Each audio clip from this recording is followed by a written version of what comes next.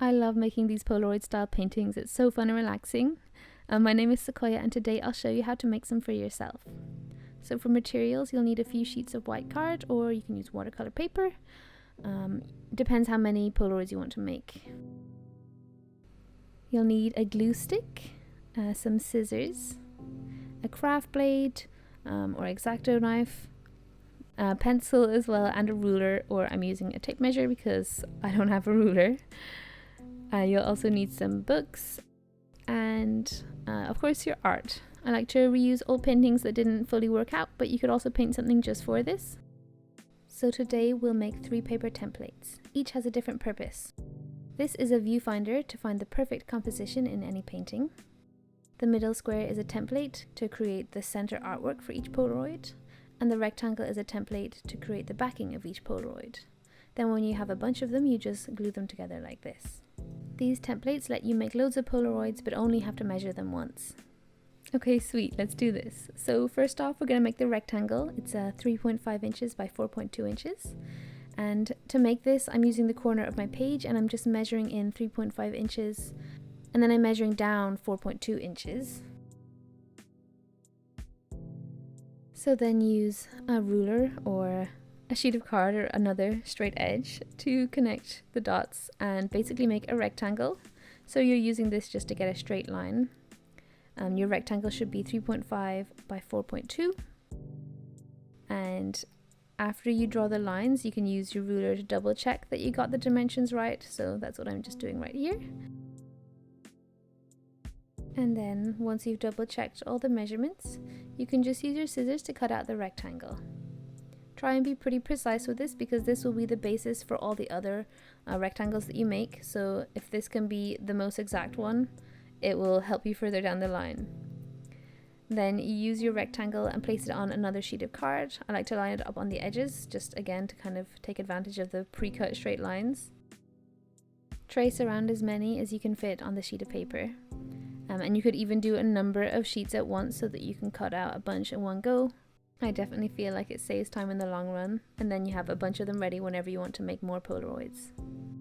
And then once you're done, you're just going to cut these rectangles out. If you had a paper cutter, that would obviously be really helpful here, but I use scissors all the time and it works fine for me. I just keep an eye on the pencil lines to try and get as straight an edge as possible. Soon you'll end up with a nice bunch of rectangles ready to go.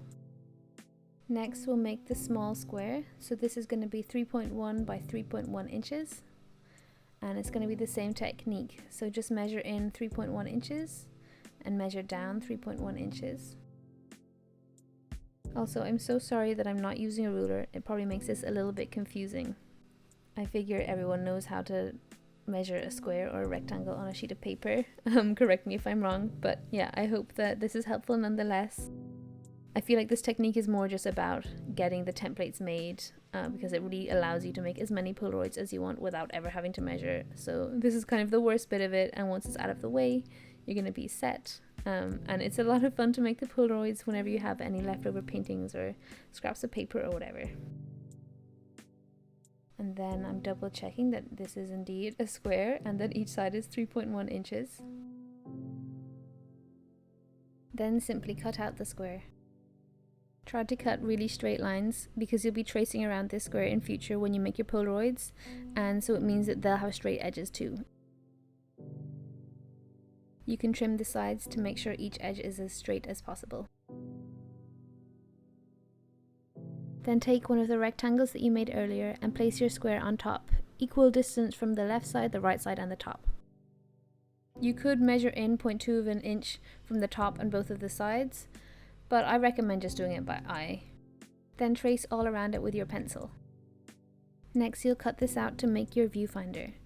So place it on a thick piece of cardboard or on a cutting mat if you have one, and use your craft knife to cut it out. I'm so sorry about my head getting in the frame. I'm just trying to be really precise at this stage, and I do recommend that you're really careful.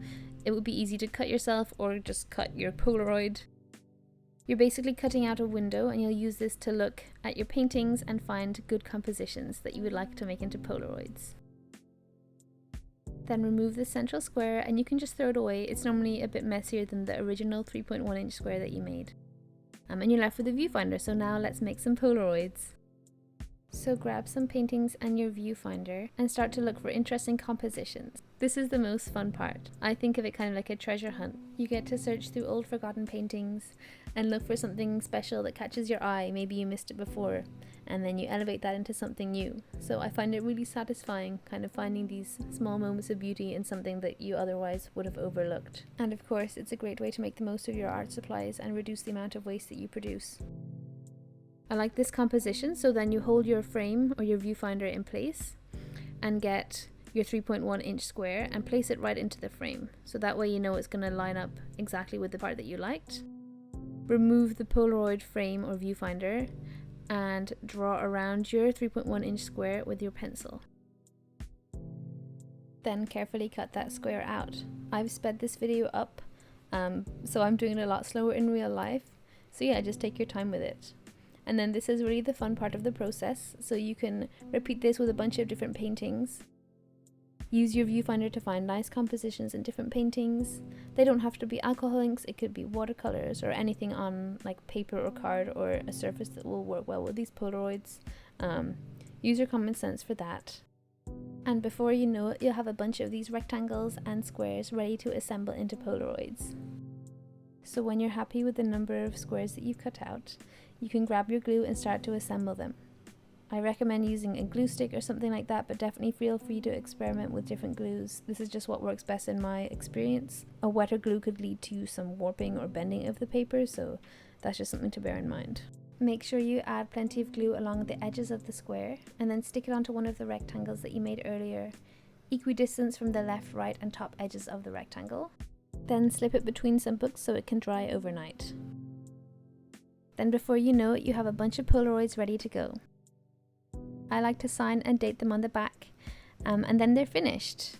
Then you could stick some up on your wall, but I wanted to show you how I finish them just so you see my entire process.